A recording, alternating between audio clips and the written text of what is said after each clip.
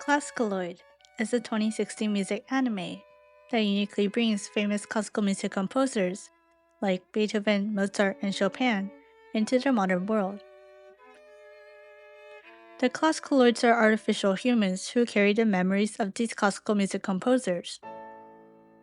In addition to having new colorful wardrobes and some being gender swapped or put into younger bodies, they have a mysterious power called musique, which enables them to magically transform while summoning popular music remakes of their best songs. Their music can also cause supernatural phenomena around them, such as the change in scenery or the appearance of large robots. The story begins with Otoa Kane, a high schooler living in a rural town in Japan. After her father, a genius scientist, ran away with the last of his family's money, Kane moved to her family's ancestral mansion. Facing bankruptcy, Kane has no choice but to give up the Otoa mansion. Until two strangers calling themselves Bates and Motes show up at her home, claiming to be acquaintances of her father. After they prevent Kane from being evicted, Kane and her friend Sosuke begin to learn about the ClassicaLoids created by her father. As Morden begins to show up at her home, Kane becomes their landlady and learns that life becomes far from mundane with these geniuses creating chaos and music. Despite its low ratings and negative reviews, with many of its viewers disappointed in the portrayal of the composers, ClassicaLoid sheds light on classical composers and their music, while also showing its weakness in characterization and the manner it uses music. Hi, I'm Sua, and welcome to the second episode of Feels Like Literature, where I review and analyze stories across media to find what makes a classic. When it comes to geniuses, it is a common belief that such people were literal gods, perfect beings who never struggled in life or were admired by everyone else around them. However, this is not entirely true. ClassicaLoid, an anime that distinctly focuses on the composers themselves, remains accurate in its knowledge of each composer's behavior and history, often leading to its audience's dismay. Screen Rant's short review of ClassicaLoid states that fans of classical music will either be excited to see their favorite composer as an over-the-top anime character, or disappointed by the characterization that doesn't quite do them justice, but the show gives plenty of reasons to keep watching regardless. Indeed, some characterizations do not do the composer justice. One of them is Franz Schubert, a very two-dimensional character who overly praises Beethoven, calling him senpai, while overly hating Mozart.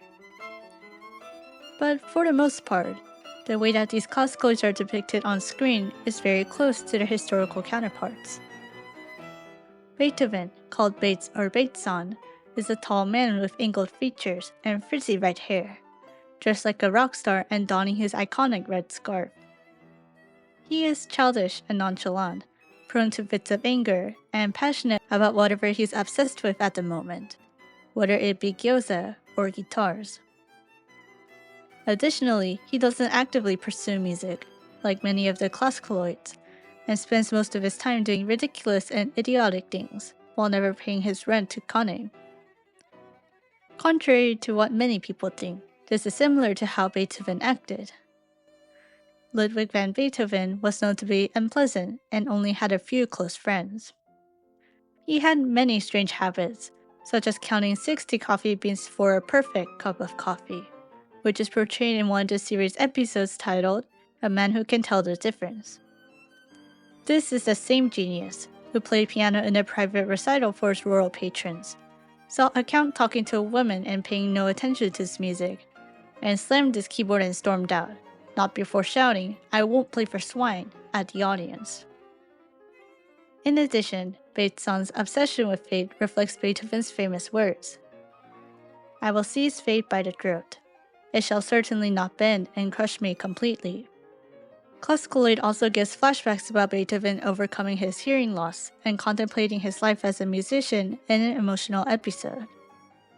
This story sheds light on this composer as a human being who struggled yet created some of the most beautiful music in history. This is the same for Mozart, also referred to as Mozan. In ClassicaLoid, he wears a pop star-like outfit, contrary to Bates. He has long, braided pink hair, and a mostly pink outfit, and wears a strange hat that resembles a beanbag pillow. Like Bates-san, Moz is very childish, but in a different way. He whines, plays pranks, and rides on roller skates inside the mansion. He also appears to easily disregard others' feelings and create very perverted jokes. Surprisingly, this is not very far from real history, as Wolfgang Amadeus Mozart and his family were known for scatological humor in their letters and music. Mozart even composed a canon called Lick mich in Arsch, which means lick my, you get the point. Although ClassicaLoid portrays Mozart as immature and selfish, it does not hesitate to show his struggles through flashbacks of his past self being criticized and looked down on by his patrons. Throughout the anime, references to other composers' past are mentioned in hilarious ways. When the ClassicaLoids play a board game about their love lives, Chopin, dubbed Cho-chan, lands on the massive heartbreak, return to the beginning square. This refers to Frédéric Chopin's long love affair and heartbreak with his only love, George Sand, also mentioned in the episode Jolly Love. Additionally, Tekla Bardziska Baranowska's ClassicaLoid, or Bada-chan, is a young idol singer along with Peter Tchaikovsky, now a teenage girl called Chaiko-chan. Bada-chan's anger towards being called a one-hit wonder is the source of many heated arguments between her and Chaiko-chan, a reference to how she became famous for her song The Maiden's Prayer, while most of the other songs she composed are in obscurity. Although ClassicaLoid portrays the composers in an accurate yet amusing manner, its lack of strong character building and the way it uses music both detriment and support its positive portrayal of the classical composers. In line with Screen Rant's review, the ClassicaLoids are in fact over-the-top anime characters, as some of their behavior is undoubtedly exaggerated. Some of the exaggeration only heightens the historical counterpart's personality, such as with Cho-chan, who has extreme social anxiety, while Chopin in real life was known to be a shy person. This is often used in a very comedic manner, and perhaps even to teach the audience that the composers were really people, who sometimes felt scared, liked making jokes, or even hated others. But by giving each of them only one defining trait, it adversely makes the composers act like shells of their former selves, taking away from their complexity. For Franz Liszt, now a woman called Li-chan, it is an obsession with love, only because one of Liszt's well-known piano pieces happens to be called Liebesdrang, or Dreams of Love. Music is also the show's greatest strength and weakness, as it is often used in an attempt to compensate for ClassicaLoid's shortcomings.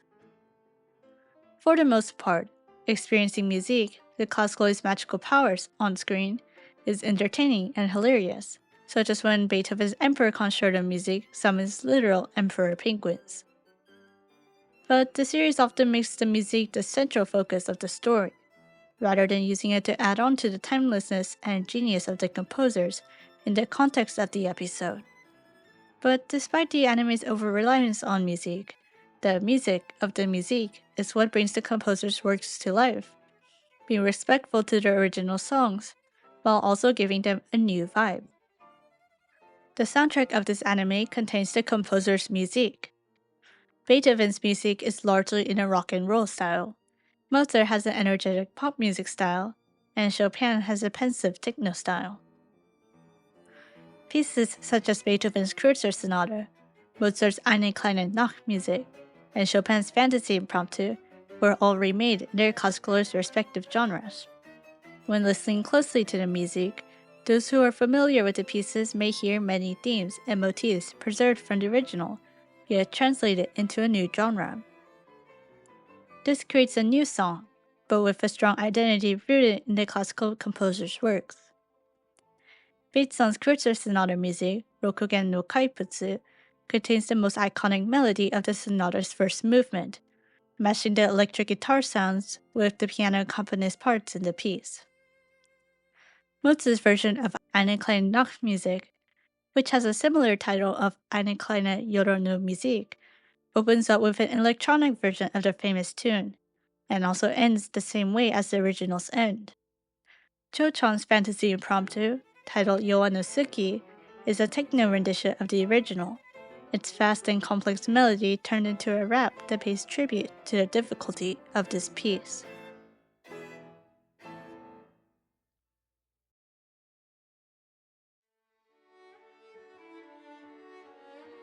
The way in which ClassicaLoid depicts the composers and their music, consistently with their historical counterparts, respects the wildness and hardships of each composer. This series showed how geniuses were not at all the gods we sometimes expect them to be. Like us, they had to face unexpected difficulties in life and criticisms for pursuing their passion. They too had heartbreaks, fears, and habits that made others scorn them for who they were. But in the end, they rose up to their challenge, which ClassicaLoid demonstrates by showing to us how geniuses were people too. Thanks for listening. Leave a comment down below or contact me through feelslikeliterature@gmail.com. And if you are a classical music fan, maybe you should go and check out ClassicaLoid. Next up, we'll be going back to the world of webtoons and taking a look at one action fantasy, which, like ClassicaLoid, puts an emphasis on some recognizable people from the past. However, unlike the anime, this webtoon does not come quite as close to treating the famous figures with respect and historical understanding.